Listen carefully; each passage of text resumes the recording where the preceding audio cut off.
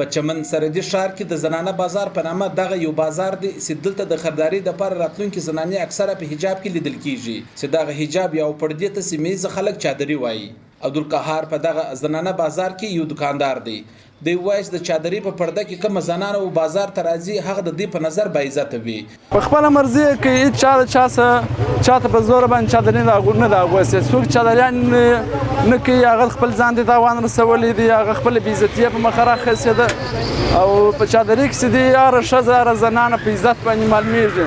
په دا روډ باندې موږ وینو چې څوک چې لس را روان وي په لس مخ را روان وي هغه بېعزته معلومېږي، خپل ځان بېعزتي یې کړې ده.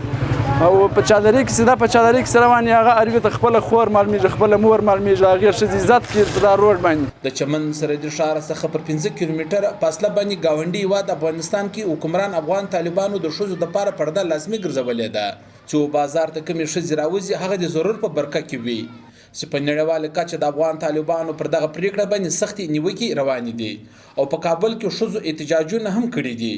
خو د افغان طالبانو پر افغانستان د دغه حکم اثرات په پلي تور سره په پښتني منطقو کې ډیر زیات لوېدلي دي او د برکې یعنې د چادري استعمال زیات شوی دی. خو د چمن یو ښاري احمد شاه دغه خبره منلو ته تیار نه دی. دی وایي د پلار د نیکه د وخت څخه د دوی زنانې دغه چادري استعمالوي. ګرد زنانه چې هغه ټوټل په خپله مرضي په خپله خوښي سره د چادري کوي نه دي، ټوټل مثال د خپل حجاب مثال فرض ګڼلی دی. که ډېر الحمدلله په دا ځای کې موږ د خپل زنانو څخه هم راځي او د خپلو مشرانو څخه هم راځي چې موږ ته مثال د حجاب د چادرۍ د دې دغه راکړی دی. په رنګ شنې خړې او تورې او بورې دغه چادرې په بازار کې هرې لوري ته لیدل کیږي. وی او ډیوا چادرې پر سر زنانو څخه دغه روایتي لباس په هکله ونه پوښتل ځکه چې دغه خبره دلته د سیمې د پښتون د روایتو څخه منافي ګڼل کیږي. خو عبدالکبیر په دغه زنانه بازار کې چادرې خرڅوي. دی وایي دلته د کندهاري چادرونو استعمال ډیر زیات وي خو نن سبا یې قیمتونه هم لوړ شوي دي. یو دا چادرې دي، دا کندهاري چادرې ورته وایي. یو کوټي چادرې راځي، دا دوه رقمه چادرې دي.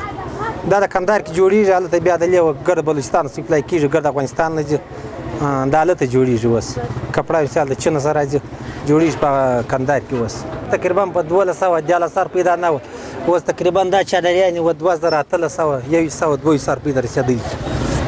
اوس شیان ډېر ګران شوي دي، هر شی ګران شوی دي، خالي چادرۍ نه. دغه د زنانو د پردې چادري او برکې چې په نړیواله کچه د یو تود بې سره مخامخ دي، که ګرمي وي که یخ وي د پښتني سیمو زنانې لازمي پر سر کوي.